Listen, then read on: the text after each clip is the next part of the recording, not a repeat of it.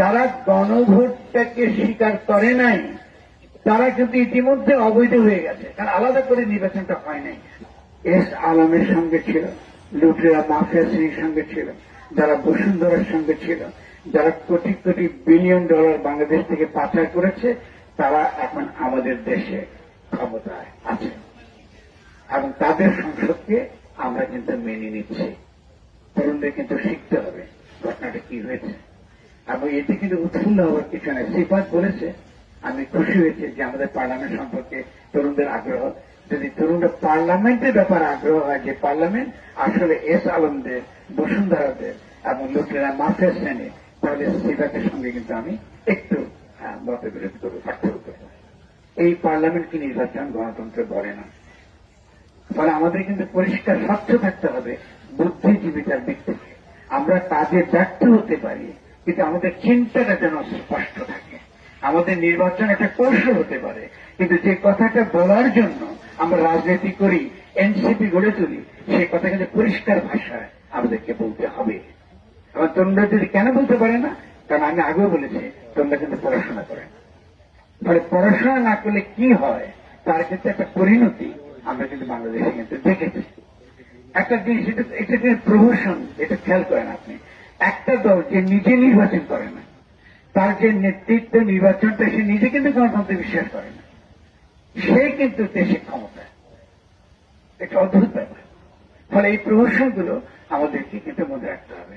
আমি যখন এই শাহাদাতকে, আমি প্রথমে শাহাদাতকে প্রশংসা করা দরকার। শাহাদাত আমি খুবই খুশি যে বোধহয় এত আমার কাছে ছুটে গেছে বহুবার। আমি প্রচন্ড ব্যস্ত ছিলাম, তারপরে ওর আগ্রহ, যেহেতু আমি এখানে আসা, এর মানেটা হচ্ছে যে আমি তরুণদের প্রতি, এনসিপির প্রতি, আপনারা তাকে গালাগালি করেন, আমি তাদের সঙ্গে এখনো আছি, কিন্তু আমি কিন্তু গালি দিব।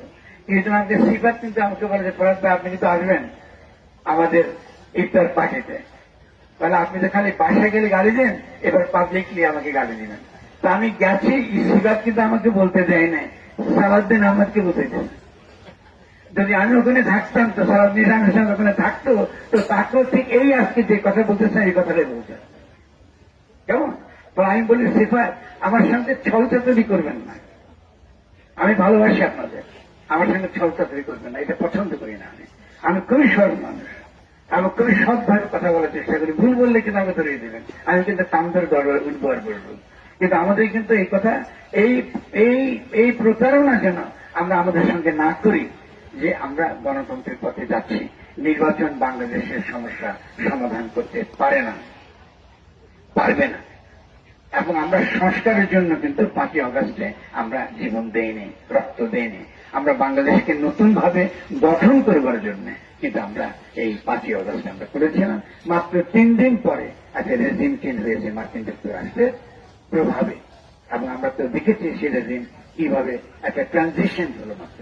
এবং বিস্ময়কর যেটা, সেটা হলো যে এই সরকার, তখন কিন্তু আমি শুনেছেন আমার কথা, আমি বারবারই বলেছি যে তথাকথিত উপদেষ্টা সরকার ছিল একটা অবৈধ সরকার, বাংলাদেশ সংবিধানে নাই ওটা। এবং এই সরকারের অধীনে যে নির্বাচন হয়েছে এটাও কিন্তু অবৈধ, কারণ বাংলাদেশের সংবিধানে 5 বছর পরে নির্বাচনের কথা, 5 বছর পর নির্বাচন হবার কথা। ফলে যে নির্বাচন হয়েছে এটা সাংবিধানিক হয় নাই, অথচ আমাদেরকে সংবিধানের কথা বলেই এই লুটেরা মাফিয়া শ্রেণী আমাদের উপর, ঘাড়ের উপর এসে বসেছে, নির্বাচনের কথা বলে বসেছে। ফলে এখানে কিন্তু আমি এই জন্য একটা লেখা লিখেছি, আশা করি তোমরা একটু পড়বে মনোযোগ দিয়ে, যে আপনার গণতন্ত্রের যে 3টা তার যে ব্যাখ্যা, যেটা আমরা বিভ্রান্তিকর, আমরা পরিষ্কার থাকি না কাকে গণতন্ত্র বলে।